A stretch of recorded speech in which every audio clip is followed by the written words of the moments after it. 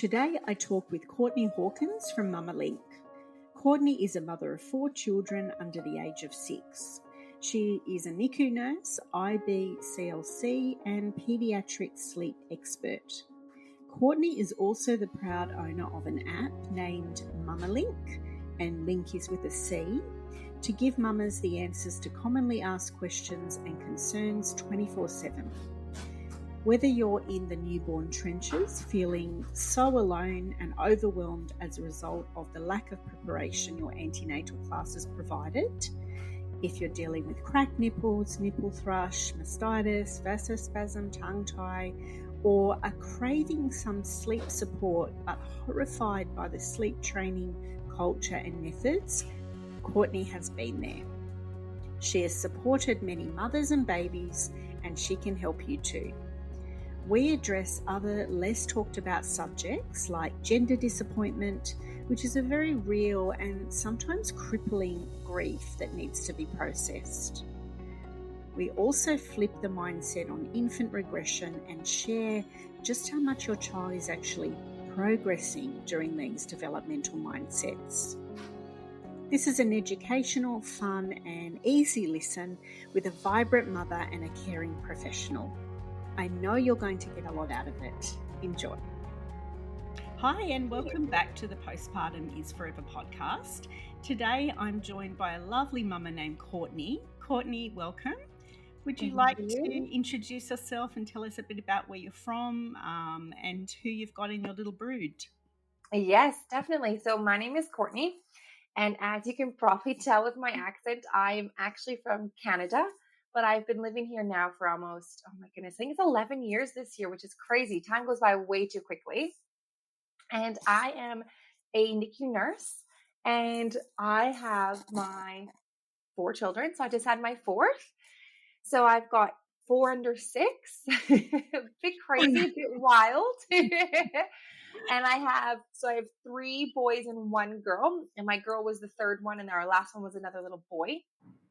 So lots and lots of energy in my house, like a lot of energy. But it has been amazing. Like I wouldn't change a single thing. Like these kitties are some of the best memories. And yes, we're exhausted from children, but man, they change you for the better. And they make you just these amazing memories and human beings. And I can't believe that I have these little guys. Like anyways, that's my 4 children. So I've got 4 children. And I also have a app, which we're actually coming out with another version of the app here soon. We're going to relaunch the app and have more of a community based where I can do live Q&As with you in person, on video, and we can do so many more things and events and that. Speaking of children, Daddy's outside, my love, okay? Go upstairs. That's my toddler. Yeah, keeping it real. Yes. So that is called Mama Linc with a C.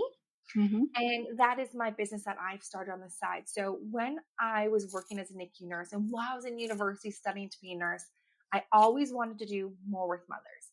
And to me, the next best thing, like I always thought I wanted to be a labor and delivery nurse, which is kind of like a midwife. And I went and did my rotation, did all my studying, loved it, did the course, went to go do my rotation. I was like, oh, no, not for me. Can't do this. No, can't do this. Like I admire women so much who can do it, but I just could not do it. And then they gave me special care nursery in the NICU as well. And I fell in love. I was like, oh my goodness, I love these little babies.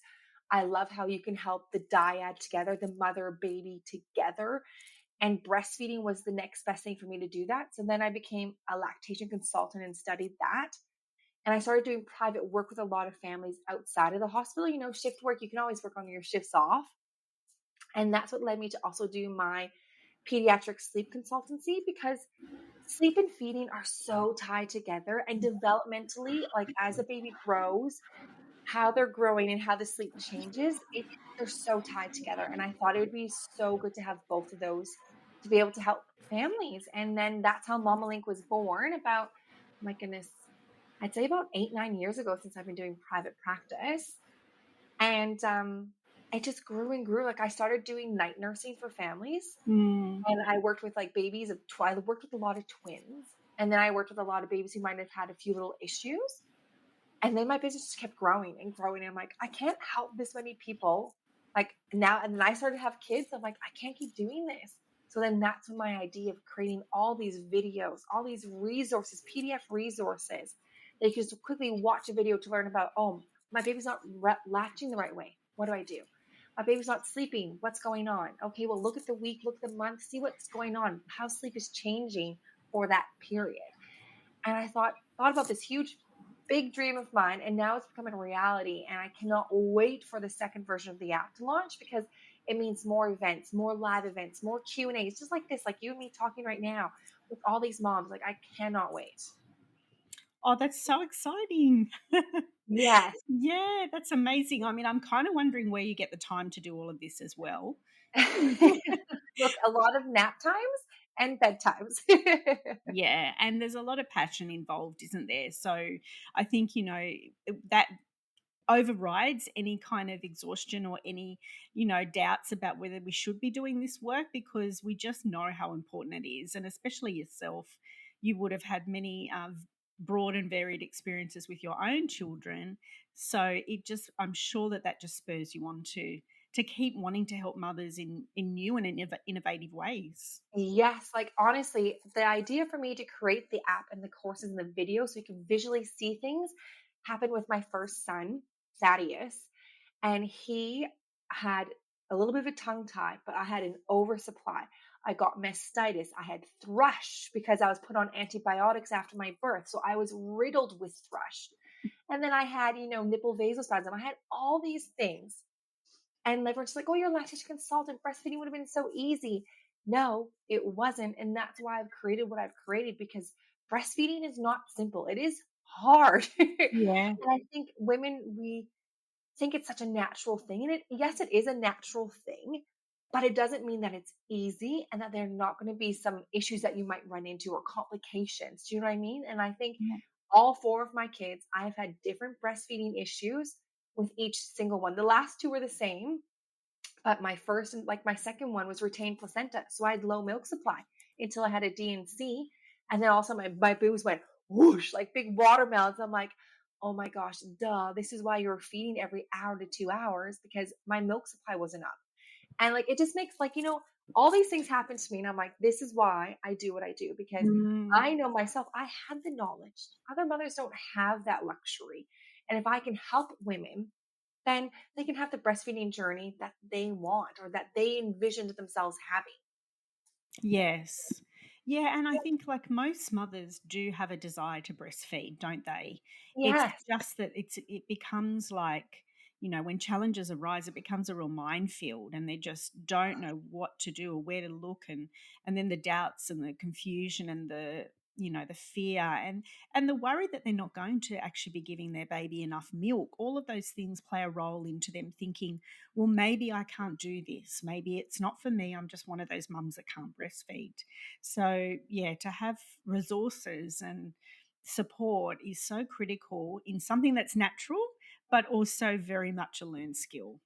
Exactly. Exactly. Yeah, yeah. So you've shared a little bit about some of your experiences with your babies. Just briefly, like run us through the four, like what sort of challenges did you have? Yeah. So my first son, I had a really, really bad birth and a really bad tear. So he got stuck, and he was a huge baby. Like his head was 38 and a half centimeters. Like that's massive. Okay. For women who are having babies, that's a very big head. And then he was 4.43 kilos. And so we got a bit stuck. So unfortunately, I was, the typical birth. They had to use forceps, all that kind of stuff. And then I was bleeding so bad that I had to go to theaters. And so that's what put me on the antibiotics. So not only was I on antibiotics, and all of a sudden I had an oversupply of milk. Like it was just like a huge catalyst of things. So that was the thrush, blood ducts, mastitis. That was that journey. A lot. Yes. And then with my second son, it was the retained placenta. So I had a Mm. beautiful birth this time, like, complete opposite of my first. And then I kept passing huge, massive blood clots. And then, yeah, so then that affected my milk supply as well.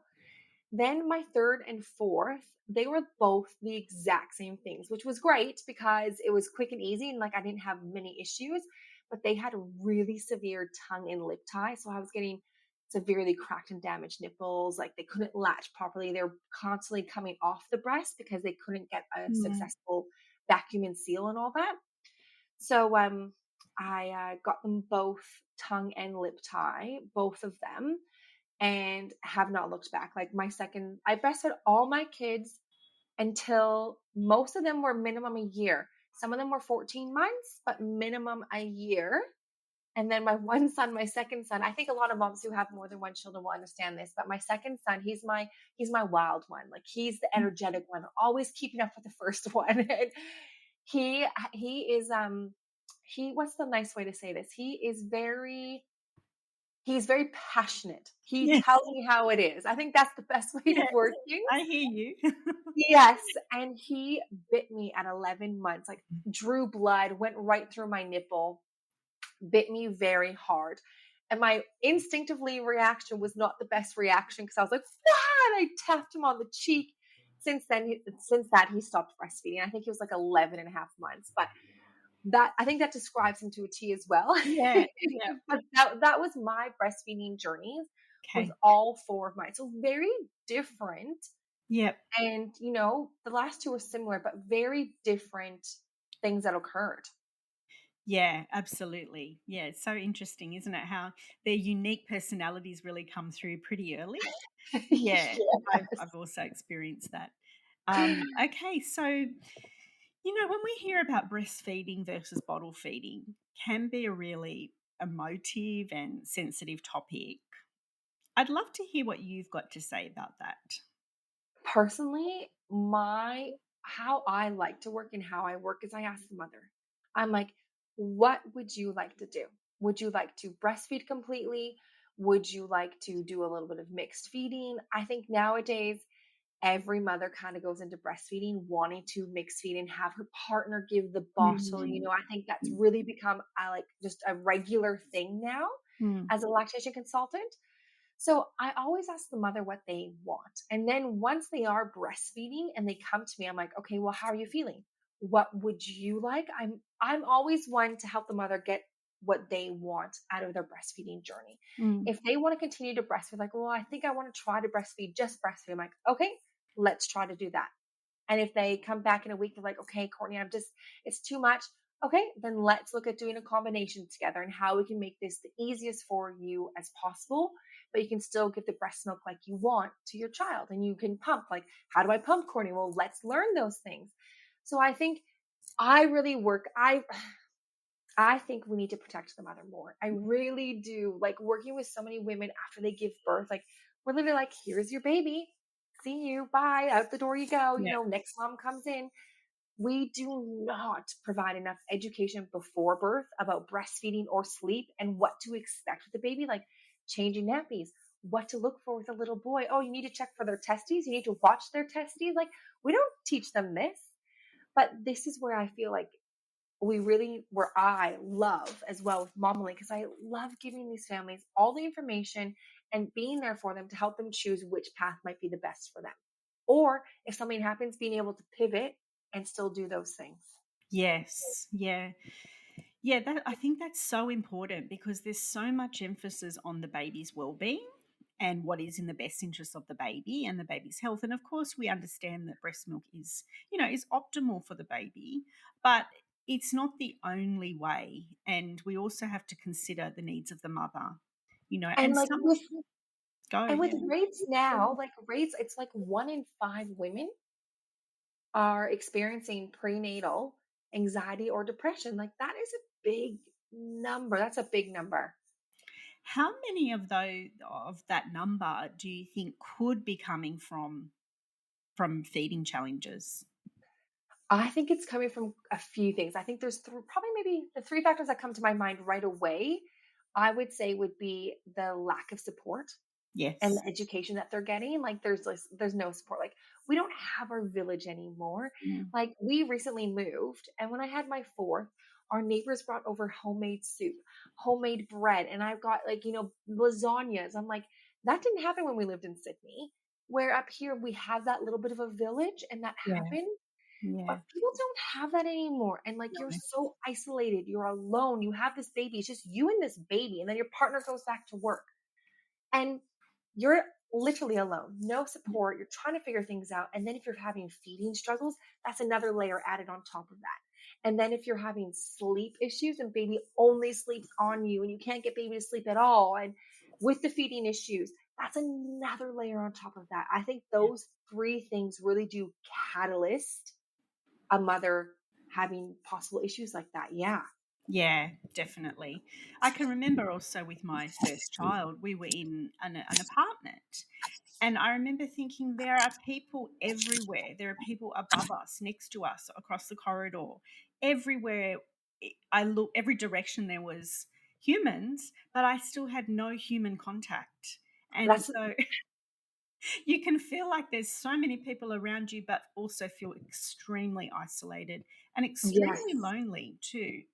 And that And I hate that. Like I hate that. Like even now as a mother of four, like I have my friends in that, but they are not having kids anymore. So a lot of my friends aren't mm, in the trenches. Like I'm not in the trenches anymore. But when you're in that newborn stage, like it's a different world and people can relate to you that are in that same issue at the same time. I find a bit more, and I feel like they exactly. can understand you more, which is why again I've created Mom Link and why and this new app that I'm launching has this big community so that you can find somebody like late night feeds. That is a chat that I have literally set Yeah. up already so that you can go in there and be like, oh, I'm feeding, it's 2 a.m. Who else is feeding? Who else is just like, oh my goodness, what's going on? You know, like Yeah. you need that village. And that's what I want with Mama Link and this community. I really want that for moms because we are missing it Yeah. massively.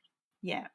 Yeah, just that feeling of not being alone and knowing that there are many women across the world actually that are doing the same thing as you right now. So that's I'm really looking forward to seeing what that is and how Thanks. we can Can't wait to be show part of you. that. Yeah. Now there's a few other topics that I'd like to talk about, and I remember you saying that it's something that even personally you can relate to, and it's come up in some of the mothers that I've worked with too, and that is gender disappointment. Talk Yes. to that, because there would be some that would think that's crazy. How could you actually feel that bad? Yeah. And talk about that and how real that is. Yeah. Like I think there's such a stigma around gender disappointment. And even myself, like I never thought I experienced it. Like with our first two, we didn't find out. And, we had two boys. And then our third, we found out and it was a little girl. And, so I had a gender of each. So I wasn't really like, oh, whatever this will be like, let's keep it a surprise.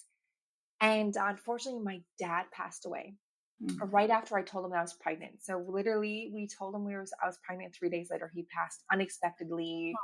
Oh, Just sorry. completely random. Thank you. No, these things happen, don't they? Unfortunately, and Mm. how it's life and death. Do you know what I mean? This is always a constant thing in our lives. And so I was so sick with my pregnancy, so sick. And I'm like, oh, it's definitely a girl, Brendan, to my Mm. husband. Like, I think it's another girl. I'm like, oh my goodness, we'll have two boys, two girls. Like, how cute. Like, how they will have a little sister. And, I really thought it was a girl, like in my head and how I was feeling. Because I had very different pregnancies between my boys and my girl. And so I'm like, yeah, it has to be. And my husband's like, well, what if it's not? Like, you need to prepare yourself. And I was like, ah, no, it is. I know.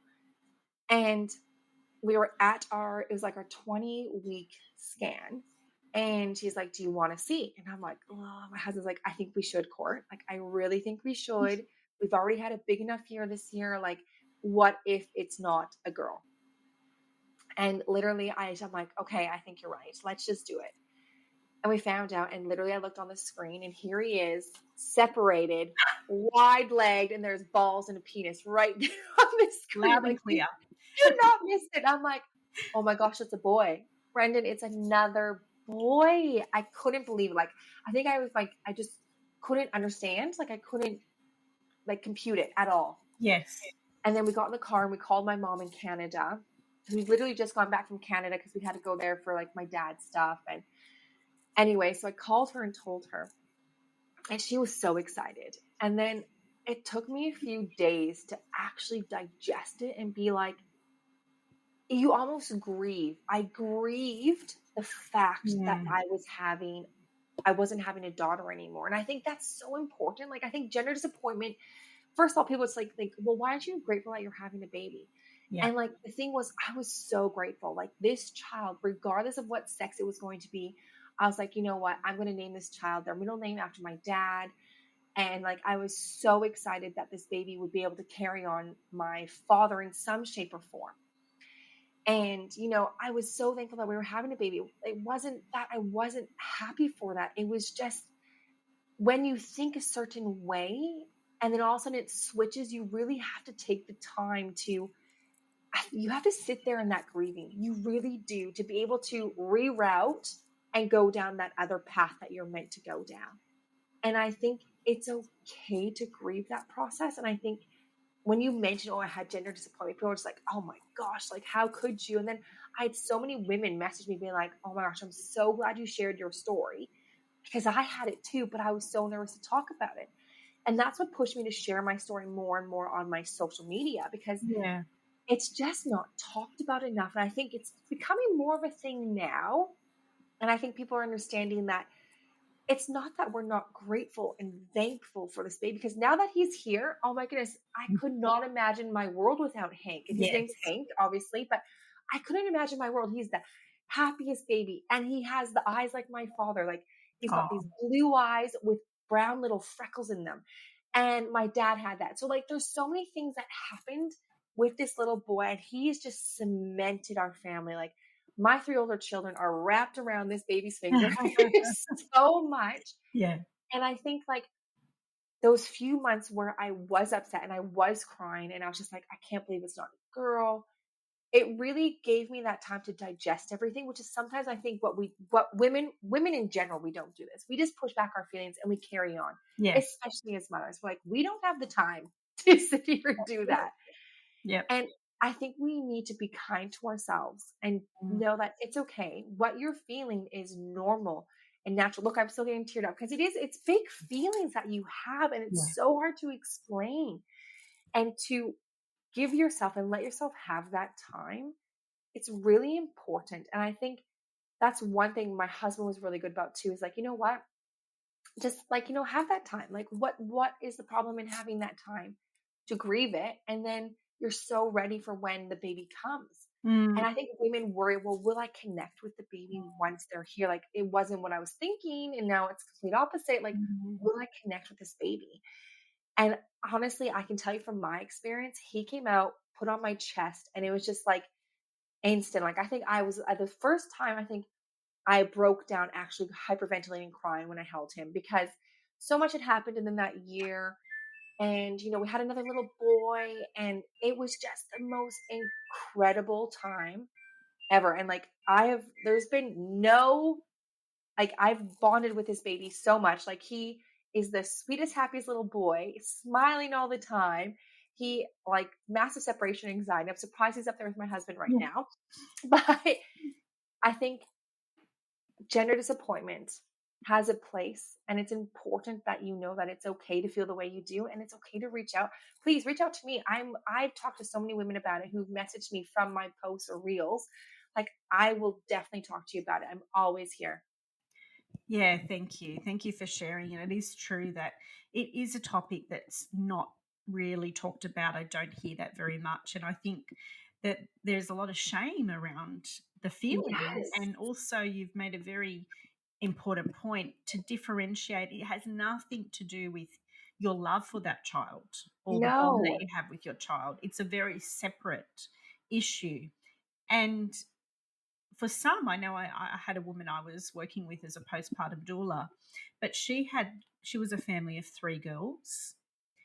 Everyone she knew had girls. She dreamed of having girls. She had 2 boys. And for her, it really has taken some time. She's had to seek support and seek some counselling to work her way through, like as you said, a grieving process. Yeah. And that's okay. Like, there's got to be a lot of reassurance that you're not a bad person, you're not a bad mum, you love your child, you can't live without them, you will have the best relationship, but you still have to work through your grief. 100%. And I think it's okay to do that, and it's okay to ask for help. Like, I think you've nailed the head on the hammer. The nail, you know what I I always mean. say that wrong. My husband always I picks me up on that one. I know, knew but it you've meant. nailed Yeah, it. Like, it's yeah, so true. Like, it's like 2 separate things. Like, how can you explain it? Like, it's almost just like, okay, you go to, let's say, McDonald's, and you really wanted the ice cream cones. You know, sometimes ice cream cones are never working or they're always yeah, working, and you're so disappointed. And you're just like, I really want that ice cream. I was craving it all day. And then all of a sudden, instead of getting this path, you're going to go down this path. And it's not that it's just regrouping and working your brain around what you envisioned and now what's happening. I think that's the exactly. best way to Yeah. see it and look at it. It's true, and being a mother, there's going to be those things are gonna happen ongoingly, aren't they? Like, Oh, there'll yes. be many times when we'll be hit with the realization that this is not how we envisaged it, but now we have to work through the reality of the situation and pivot, Yeah. and it's hard, but it's, self-kindness, self-compassion, just being really gentle with yourself because you're only human. Yes. Yeah. And, like, I always think it's so important. I think we're seeing a lot of this more and more now is self-care for a mother. I Mm. think you've gotta have your cup full, otherwise you're short-tempered, you have no patience.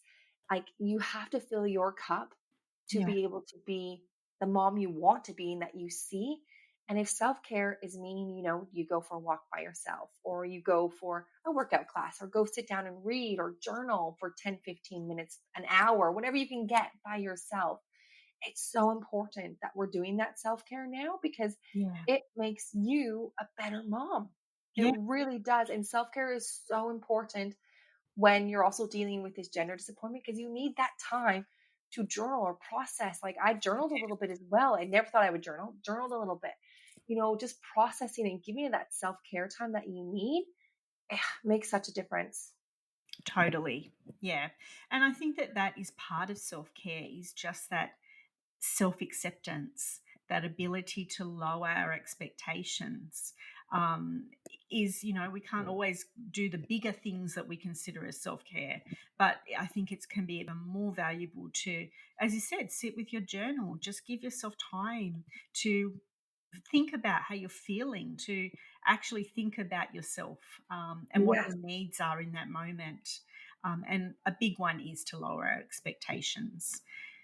Hugely. I think, like, that's the biggest thing as mothers, and then I don't think it helps that we've got social media everywhere, and you're like, "Oh, my baby started solid at exactly 6 months, and, my baby does water play, and we do sensory Yeah, bands, and we do yeah, this and this and this," and, like, that's one mother's journey, and she probably maybe has a lot of help, or she has a lot of time, or that's the one thing she's really focusing on for her motherhood journey.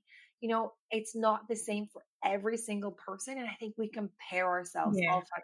It's so hard not to compare yourself. Like, my baby's not crawling. Am I doing something wrong? Oh my goodness, they're not rolling.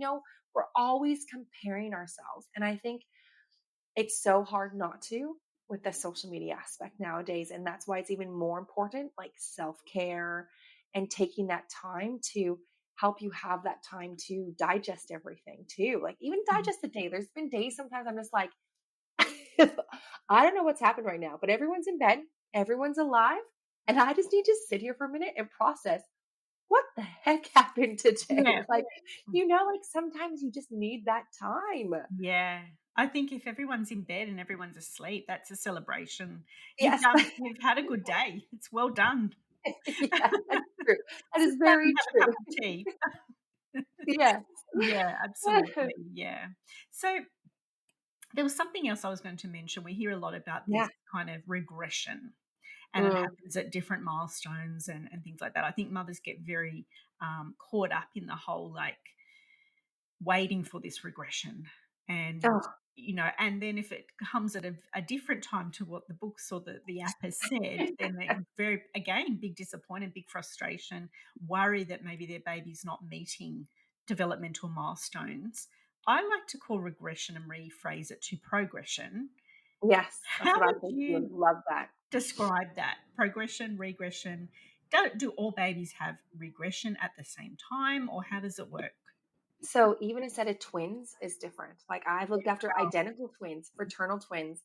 They go through different stages at different times. Wow. And every baby is different. And like I really want to make that clear. Like even twins, every baby is different. Okay. Mhm. So I agree with you. I say the same thing. It's not a regression, even though it's been labeled that. We all know the 4 month sleep regression, the 8 to 10 month sleep regression. We all know when they're going to happen. But I think switching that mentality and being like, okay, actually, 3 to 4 months, your baby's sleep is massively changing to be Mm. more like an adult's now, which is why they're having so many wake periods. So if you're just helping them and showing them and lightly patting their bum or maybe rocking them side to side, helping them link those sleeps and get back to sleep again, that's going to help. But it's normal for this to occur. Mm. And I think another big thing is too, is like, I think it's so hard. So my baby, he went through the 4 month regression. We got RSV and then we ended up with another bug. And then we just finished with gastro. And so his sleep has been all over the shop. I've been up every 2 hours for probably the last 2 months. Whereas a newborn, he was waking 1 to 2 wakes a night because we'd gotten around that corner, you know? And here I was at 4 months. He was like 4.5, 5 months. And I broke down crying. I said to my husband, we have to sleep train him. Something's not right. Like something's not working. He's like, okay. He's like, when you're ready, we'll do it. And whenever I sleep train my kids, I've always done it, but I always do it in a nice, gentle way. So I would always, rock or pat them to sleep. And then I would slowly wean that by, laying in the bed beside them. And then I'd slowly get them feeling comfortable with those things to then get them in their cot. I teach a very more gentle approach Yeah. unless the parents need me like, Courtney, I got to go back to work in 3 days. I need this kid sleeping. I'm like, Yeah. okay, well, here's what we can do. This is the quicker way and this is the more gentle way. And I always love the gentle way. And I felt so much pressure being on social media and being a sleep expert. I felt so much pressure to sleep train my child. I cannot tell you how much pressure I felt. I'm like, Right. hey, Hank, I'm sorry, mate, but we're doing this. And I did it. And I had to stop. I literally was crying. My husband's like, this is ridiculous. I'm like, I know. Why am I doing this? Yeah. And I stopped. I changed everything. And I went back to basics. I literally went back to the basics of having a newborn again. And instead of me freaking out about him boobing every 2 hours at night, I'm like, okay, instead of him doing that, I'm going to wake up and hold him and rock him and pat him. Yeah. Boom, he went back to sleep. And within a few weeks, boom, he wasn't waking up for those feeds anymore. It's just doing these things like you get so caught up in this hype, all that regressions here. Oh, I need to sleep train them now and I need to get sleep back on track. Like, yes, I understand sleep goes completely sideways and it really does affect our mental health.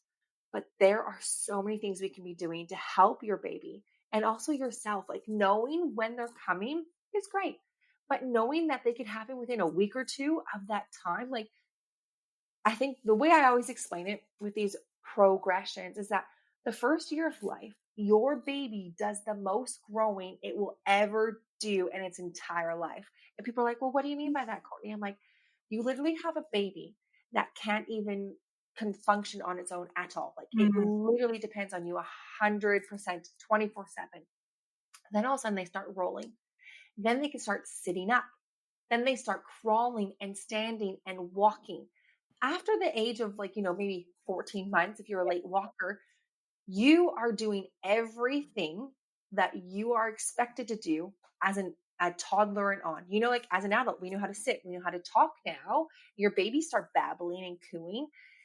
We do all that thing in 1 year. Like no wonder their brain is exploding all the time and they're needing a little bit more comfort now and then. And I feel like it's so important for parents to understand that big shift to help them with their little one and getting sleep. Like, look, do I know sleep is important? Heck yeah, I do. I have been sleep deprived. I was for months and it was affecting everything. And I understand that. And I get the point where you are just so much in those sleep trenches. And you're like, oh my gosh, there's another regression coming. I have to get them sleep trained before that, or else I'm going to go backwards even more. Like, please know that every single time your baby has one of these progressions or a leap or milestone, they need that extra support. And you going back a little bit on I call them the parental presence stages. So you literally are there for your baby, comforting them, like rocking or patting them. Then you can slowly wean yourself as they get better and better at doing it. And I think you need to understand that throughout that first year, there are going to be multiple times teething, sickness. There are going to be so many times separation anxiety where you're going to have to reassure your little one and continue to create a positive, trusting relationship around sleep. I feel like that first year of life, it, it's a big year. And I feel like there's going to be a lot of milestones we're reaching, a lot of growth spurts and mental leaps and regressions with sleep, like all these progressive stuff that leads to your baby growing and smiling at you or cooing at you or crawling and rolling for the first time. Like, yeah. So I think that nowadays, with us talking about this progression instead of a regression, I think it's a really great way of looking at things that sleep changes. Our babies are changing and growing so much this first 12 months that it's okay, it's normal, it's natural, and there are so many ways we can be helping our baby and ourselves around these sleep concerns as well too. Yeah, for sure. And, like you said, there's a lot of things going on. So it's, yes, the babe, like, unbelievable amount of, growth and development in that first year. But there can also be like other things going on, like teething, like a virus, like, all sorts of things that are adding to that baby just needing that little bit more support and a little bit more comfort. And so what I'm hearing from you is that riding it through, knowing that this is a season, knowing that it's going to pass. But, just like when we're going through something big in our life, we require more support and we would welcome that. We can kind of view it like that, can't we? If we've got a big project at work, we think, okay, well, we're going to need a few more support measures right now. And so babies, what a hell of a lot of things that are happening. And I think actually they do really well, all things considered. Like if we were having that many changes inside of our body, I really don't think we'd be coping. No, like we expect so much from babies. Hmm. And I think it's just sometimes it's just, again, changing what we expect and understanding how a baby grows and develops and how their sleep changes and how you can help them with that. Cause like you can still have good sleeps, but know that I'll wake up once a night minimum until they're 12 months. Like I have toddlers that still wake up that need help go to the toilet and that. Like it is normal for even toddlers ourselves to wake up multiple times a night. It's just we know how to put ourselves back to sleep. And I think you need to have this understanding that it's the same thing for a baby. And that if you're there for them and provide that little bit of support and they go back to sleep quickly, then it's a win-win truly. So I think, it's a progression. It's a short season and you can still get good sleep. Because I know some moms are going to be like, yeah, but I'm still not sleeping, Courtney. I'm like, I know, I get that. And there are still things you can do to help both of you get better sleeps, like daytime, naps. Like, like the house is a mess. I get that. I literally just folded 3 loads of laundry last night. And it's because the weekend I couldn't. And I had a nap on the weekend. I had my son's party. There were so many things that I did, but I'm like, you know what? I know these things are more important now than that laundry sitting in the pot in the baskets there waiting to be folded. I know that it's not going to make a big difference if the kitchen isn't clean for one night and I can just do it in the morning the next morning and I can reset. Like I think those are things as well, just letting some little things go to give you the rest that you need. Absolutely. Yeah. And in the grand scheme of things, it's definitely a short period of time. Looking back on those early years of mothering, it's flown by so quickly. And, enjoying those moments, being with our child, giving them what they need, we will never regret that. We would never feel like, well, we shouldn't have given them so much love and comfort at that time. Exactly. That's so well said. Yeah. So, what do you love most about mothering? I'm sure that's a loaded question, but what comes to mind? I love seeing the progressions in all my children. So I've got a little boy, he's 7 months, and seeing him rolling and seeing like him crawling down, his siblings being so excited, like it's a different take on it now. And then like my 3-year-old daughter, she's potty trained, she's trying to wipe herself, she's, Miss Independent. And I think seeing all these new milestones in different lenses through different children and different personalities, has just been like the coolest thing, I think. And then like I've got another one who will start kindergarten next year, and I have one in year 1. So, like I feel like right now they're growing so quickly. Like you said, the time is just flying by. Like we're halfway through the year. Like I where know. did that go? Yeah, blink. Right? Like it Mm. goes faster when your kids are in school and starting school. Yeah, Like I agree. please know Totally. that it just flies by once they're in school. Yeah. Yeah.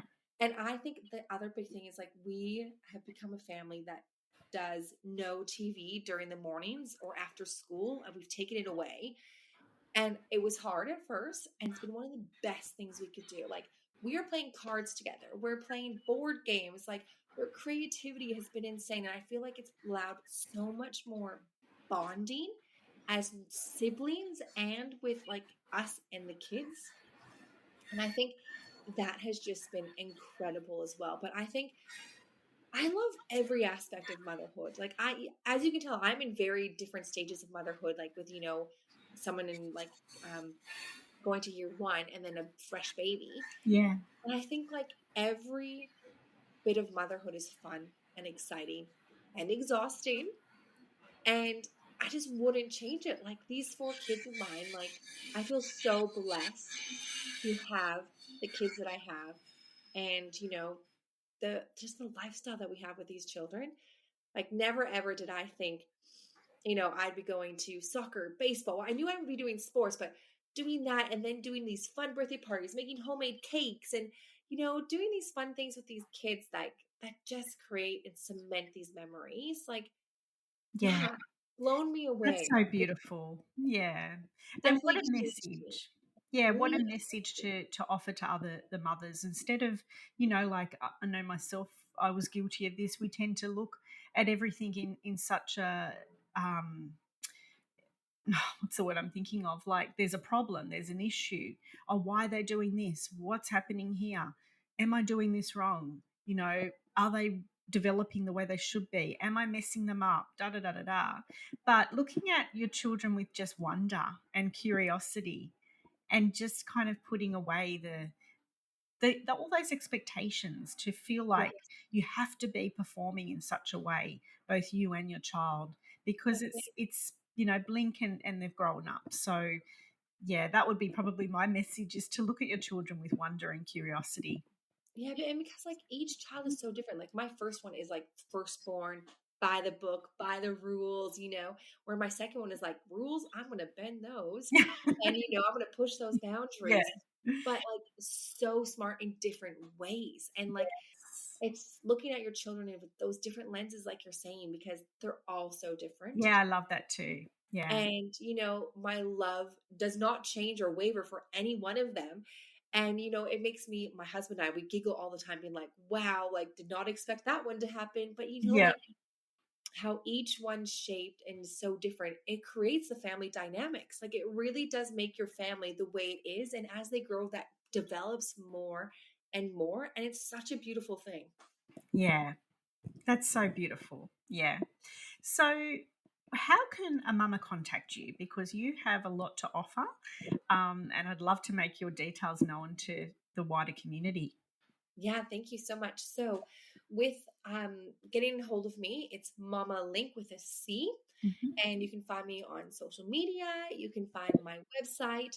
We're actually going to be launching a new website and a new app. I have an app currently, but stay tuned for the new app because it's going to blow your mind. Like more community based, more live, more hands on hands videos with me and questions you can ask me every week, a few times a week. So it's going to just change more and be more of the community I always envisioned. Like I call it the mama unity Ah, because it's all the moms coming together in a community. And I'm so excited for this new launch that we have coming soon in September, hopefully. September. Okay, can't wait. Yeah, we'll be sharing that. What's your current app called? It's called Mama Linc still, and it will still Yeah, stay okay. Mama Linc. Yeah. Okay, sure. Yeah, we'll have all those details in the show notes. Thank you so much for this conversation. It's been very valuable, very fun, actually. Yes, it's been Fun great. talking to you. Thank you for your bright disposition and for all that you offer and your realness. I think that comes through. Very much appreciated. Wishing your family all the best. Thank you. Thank you. I hope that you enjoyed this episode and that it offered something helpful to your own mothering experience. If you are a pregnant woman or know someone who is, head over to my website to receive your free copy of the postpartum checklist and contact list. And if you'd like to be better prepared for your postpartum, both practically and mentally, purchase the Peaceful Postpartum ebook, a 52-page interactive guide on what you need to know and what matters most in postpartum. And so that we can get these conversations out to more mothers, I'd be grateful if you could like, share, and review this podcast, and we'll see you next time.